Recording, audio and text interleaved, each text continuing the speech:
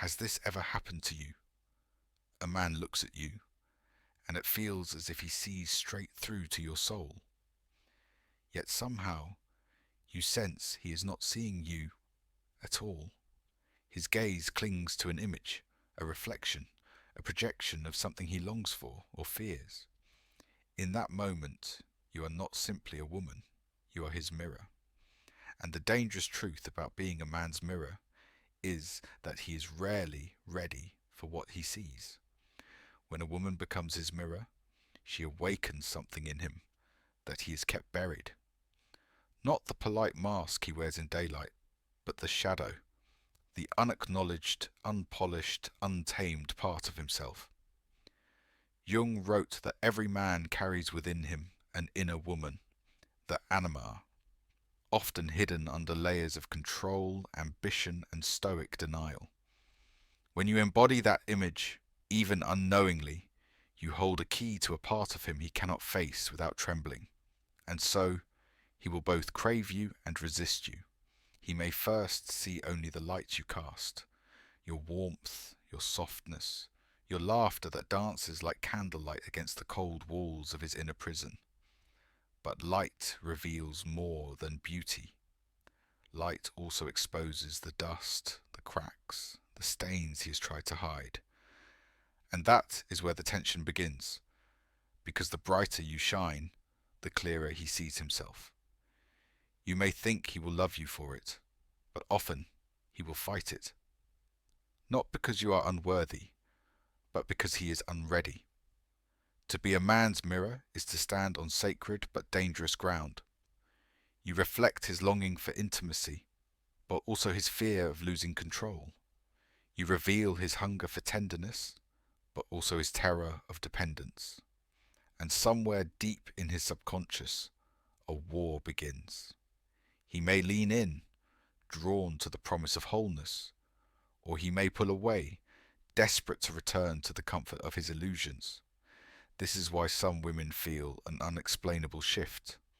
The man who once adored her now grows restless, distant, or even cold. It's not that her light has dimmed, it's that her presence became too honest, too exact, too much like holding up a mirror to his unspoken truth. And the shadow, once stirred, does not go quietly back to sleep. When this happens, you may feel confusion, even self-doubt. But understand, his reaction is not a measure of your worth. It is a measure of his readiness to face himself. The mirror does not create the flaw, it only reveals it. A woman who embodies this archetype becomes both a gift and a test in a man's life. She is the chance for him to meet his deeper self. But that meeting requires courage, and courage is not something you can give him. Some men, when faced with their mirror, will step forward. They will let the image teach them. They will see the reflection, and instead of breaking it, they will break the chains around their own heart. They will thank the woman, not always in words, but in the way they meet her with presence and truth. Others will turn away, not because they do not feel, but because they feel too much. To love her would mean dismantling the walls they have built for decades. And here is where a woman must walk with strength, because the temptation is to soften the mirror, to dim her own light so he feels safe. But safety built on self-erasure is not love, it is self-betrayal. Jung reminds us, the task of individuation is to become who you truly are, not who someone else needs you to be for their comfort. To be his mirror is not your destiny, it is your moment. A role you may play in his story, but one you must not confuse with your own identity. You are not here to fix his shadow or carry his awakening on your back. You are here to stand as yourself, radiant, whole, unflinching, and let him decide if he can meet you there. And if he cannot, you must know the deeper truth. The mirror is for you too, because in reflecting his hidden self, you also see your own. You learn where you are strong, where you bend, where you ache for someone to rise with you. His reaction becomes less of a judgment and more of a revelation, not of what you lack, but of what you refuse to lose in yourself. The woman who understands this will never chase a man into his shadow. She will remain in the light of her own becoming, letting those who are ready step forward and those who are not fade into the distance. And so the reflection begins to trouble him. At first, he can't name it. He calls it moodiness, distance, or you've changed. But what he is truly confronting is not you. It is the weight of his own hidden truths pressing against the surface. You have ceased to be the soothing balm that keeps his self-image intact. You have become a mirror that does not flatter, a glass that returns not only his beauty but his blemishes. A man unprepared for this kind of reflection often grows restless. He may lean away, not because he has stopped loving you, but because love now feels like standing naked under harsh light. Jung wrote that the meeting of two personalities is like the contact of two chemical substances. If there is any reaction, both are transformed. But transformation requires surrender, and surrender demands a courage many will never find.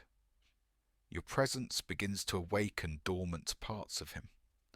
The boy who longed for approval and never received it, the dreamer who abandoned his dreams for something more practical, the shadow self that whispers of failures he tries to forget, and you, without even meaning to, stir all of it by refusing to dim your own light to comfort his darkness.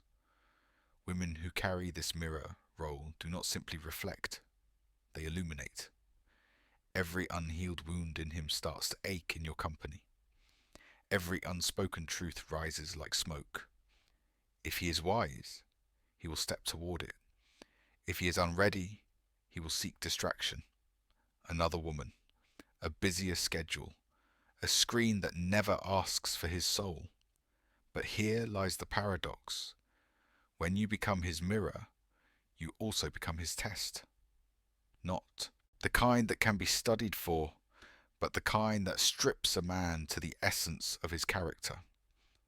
Will he face himself, or will he break the mirror to keep his illusions whole? You see, the ego is not fond of being dismantled. It resists, claws, bargains. And when a woman stands in her truth, unapologetic, refusing to be reduced into a role that soothes his weaknesses, she is both an invitation and a threat. This is where so many women falter. They see his retreat as rejection of their worth. But in truth, it is often rejection of his own reflection. The deeper truth is that your value is not tied to whether he can face himself. Your worth is not measured by his capacity to grow. When you embody the mirror archetype, you hold a sacred position in the psychological dance. You are the axis around which his self-deception spins until it either collapses or evolves. And in this space, you begin to see him with new eyes. Not just the man he presents, but the man beneath, fragmented, yearning, terrified of his own depth. You can feel the shadow between you, not as something to fear, but as something that insists on being known. This is where the work becomes dangerous and holy. Many women will try to soften the image, to angle the mirror so it hides the jagged edges. They trade clarity for closeness. They think, if I make him feel safe, he will stay.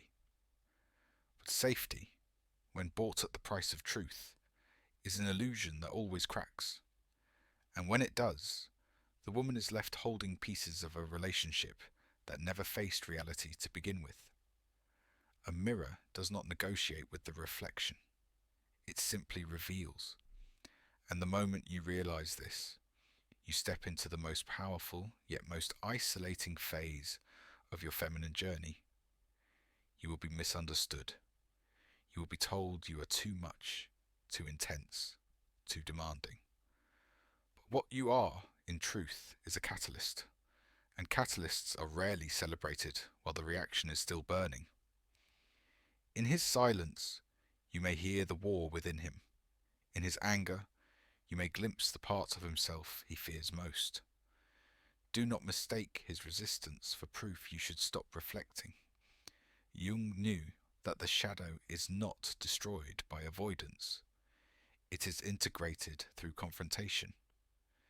You are not here to destroy him, but neither are you here to protect him from the work he must do. The danger and the beauty of becoming his mirror is that you will be tempted to watch for signs of his transformation as if they validate your own journey. But your path is separate. Your individuation does not depend on whether he faces his truth. It depends on whether you face yours. If you dim yourself now, if you distort the reflection to make him comfortable, you do not save the relationship. You betray both of you. But if you stand steady, holding the mirror no matter how much he flinches, you give him the rarest gift a woman can offer, the chance to meet himself. Whether he accepts it or not is his choice, not your failure. And so, when her presence stops being a soft reflection of his better self and becomes instead an unflinching mirror of his truth, the air between them thickens. The conversations grow quieter, not because there is nothing to say, but because each word carries weight. He begins to feel stripped, exposed, not in the tender way a man feels in the arms of a lover, but in the unsettling way a soul feels when its illusions are dismantled. The woman who has stepped into this role is not cruel, though the wounded part of him may call her so. She is not punishing him, she is revealing him. And when a man sees himself, truly sees himself, through a woman who will not cushion the reflection, he faces a choice. He can step into the pain, confront the shadow, and grow. Or he can turn away, retreating back into the comfort of projection.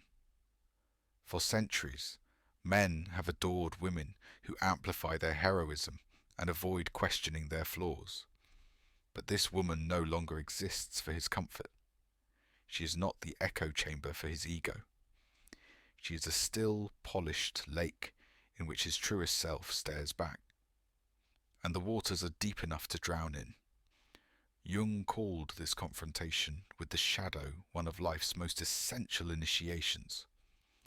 Without it, a man remains fractured, forever running from the parts of himself he has not claimed. But in the rare, electric bond where a woman reflects him fully, the relationship becomes a crucible. The fire burns away his pretenses. The ash is what remains when the performance is over.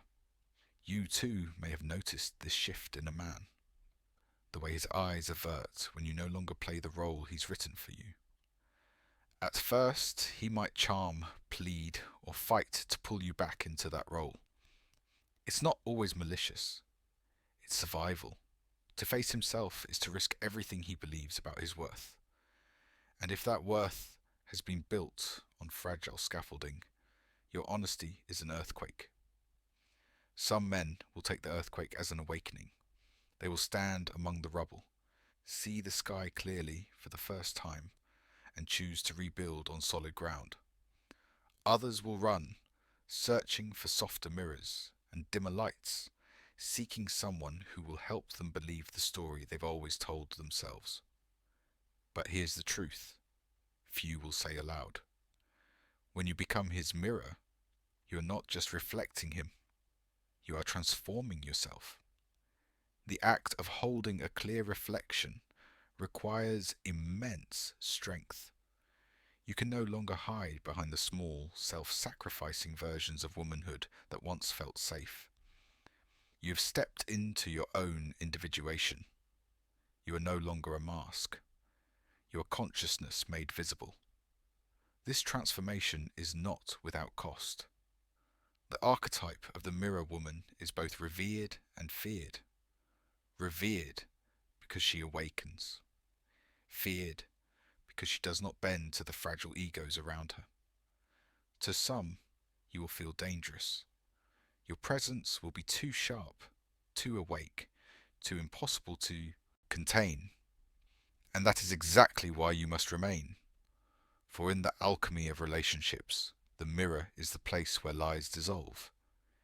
It is where the old roles, the damsel, the muse, the passive beauty, are burned away. What remains is the truth, and in truth there is freedom. But freedom is terrifying for those who have been trained to live in the comfort of illusion. A man who sees his flaws in your gaze may love you with an intensity he does not understand, because you carry the medicine he needs and the poison he fears. Your love becomes the storm and the shelter, the wound and the healer. The question, then, is not simply what happens to him, but what happens to you. When you hold the mirror long enough, you learn to stop waiting for him to face himself. You learn that his refusal or his courage does not alter your clarity. This is the subtle, sacred shift from defining yourself through his growth to defining yourself through your own. And that shift, quiet, unstoppable, and entirely yours, is where the story turns. But when the reflection grows too sharp, when the glass begins to reveal not only beauty, but the cracks in his own foundation, the man faces a crossroads. One path leads to growth, humility, and the courageous dismantling of illusions. The other path leads to retreat, denial, and the casting of shadows onto the very woman who once seemed to complete him. Most take the latter, not because they are inherently cruel, but because the unconscious prefers comfort over transformation. The ego's primary mission is to survive, not to evolve, and a mirror that cuts too deeply feels like a threat to survival. He may begin to test her boundaries subtly at first, a jab disguised as humour, a doubt sewn into her confidence, a cold withdrawal after moments of closeness.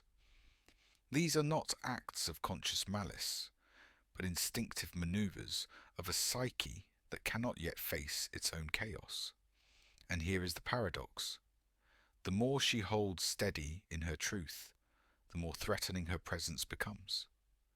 For a woman anchored in self-awareness cannot be manipulated by the same illusions that bind most of the world.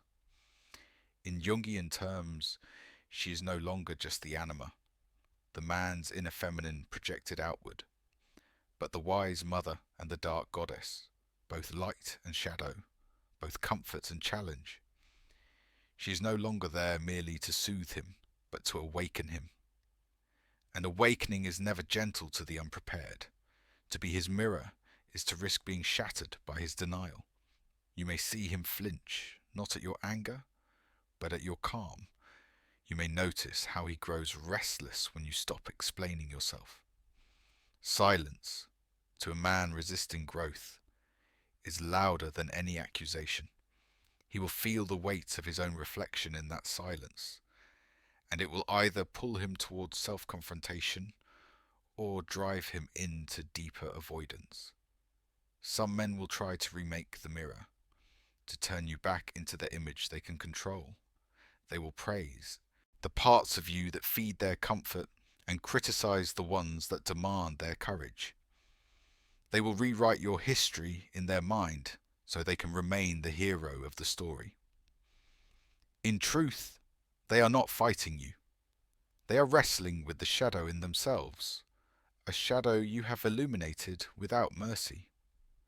But this is where your own test begins. For if you are not careful, the pull of his projection can drag you into the very unconscious fog you once pierced.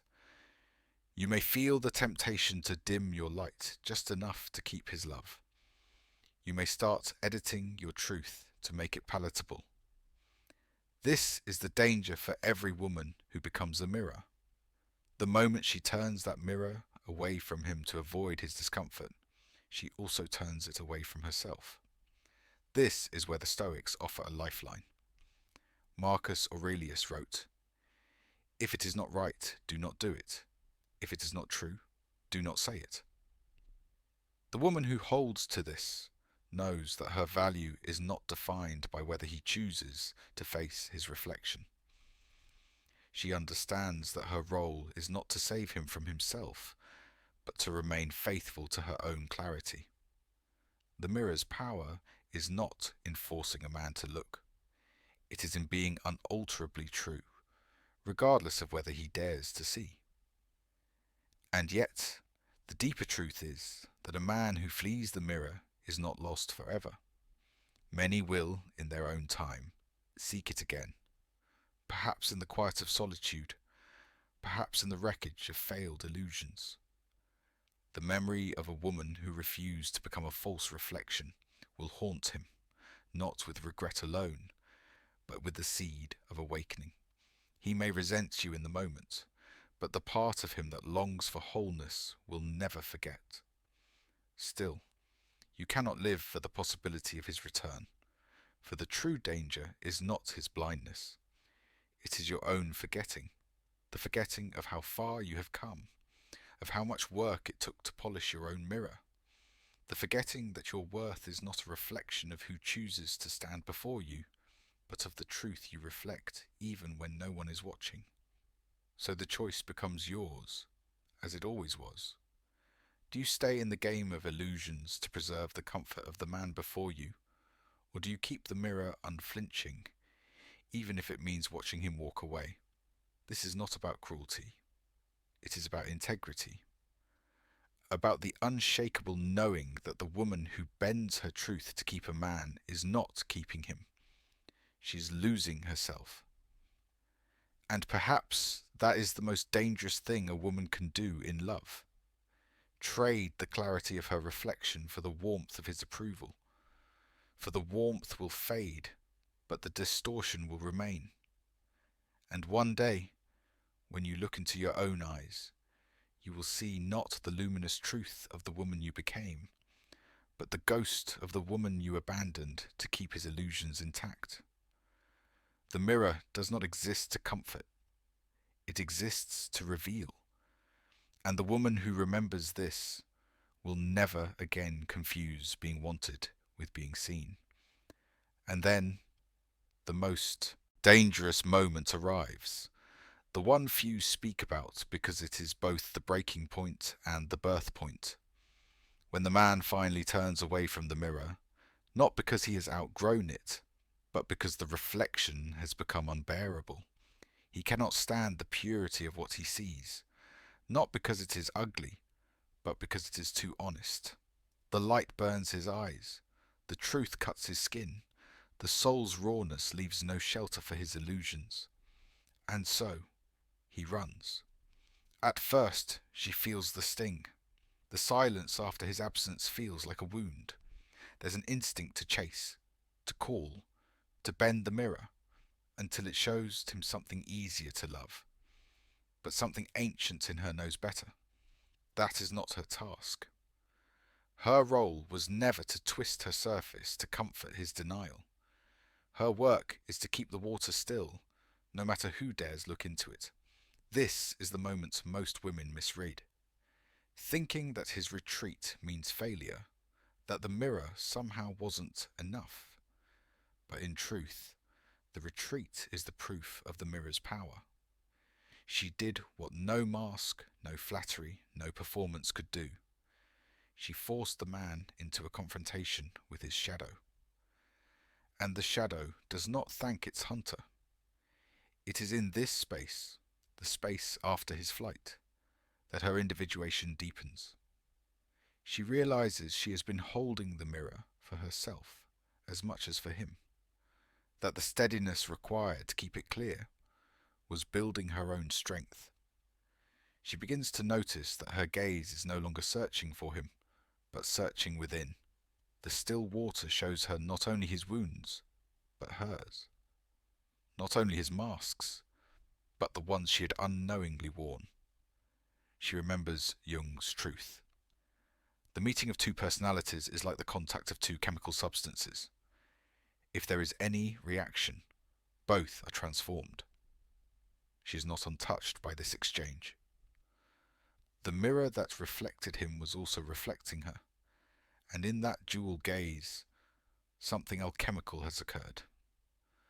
Now she sees her own shadow moving in the depths. The patterns that had once made her shrink, accommodate, or remain silent. She does not flinch. Instead, she watches. Each truth about herself lands not as condemnation, but as liberation. She realizes she has been living half a life, dimming her light so that others would not be blinded. She understands now that this is not compassion, it is self-erasure. And so she begins to stand differently. Her spine feels longer, her steps heavier with meaning. She no longer rehearses her worth for an audience. She no longer decorates her boundaries in apologies. There is no longer a need to be liked, to be chosen, to be approved. Her worth has become a private covenant, sealed in the quiet, knowing that she is both the mirror and the one who looks into it. The man may return one day, changed or unchanged. It no longer matters, for she has learned that mirrors do not chase. They remain where they are, and those who dare to see themselves will find their way back, if they are ready. The paradox is that her detachment makes her more magnetic. Men who once sought only adoration now sense the unshakable presence she carries. She does not need them, and precisely because of that, they crave her gravity. But she has become discerning. Not every gaze deserves the mirror. Not every soul is ready for truth. This is her final evolution. She learns to turn the mirror selectively, to withhold it from those who would only shatter it, to gift it to those willing to be remade. She understands that some men are not meant to stay. They are meant to awaken and move on, and some are meant to stand beside her, not as her completion, but as her equal, both reflecting, both being reflected. In this way, she becomes untouchable by the cycles that once bound her. She no longer fears abandonment, for she has ceased abandoning herself. She no longer fears betrayal, for she no longer betrays her own knowing. She no longer fears being unseen, for she has seen herself, fully, fiercely, without flinching. And so the mirror rests, not as a weapon, not as a trap, but as a sacred artifact of her being. She walks forward into life with it held quietly in her hands, ready for those who can stand its truth. The woman who knows her worth doesn't chase, she chooses.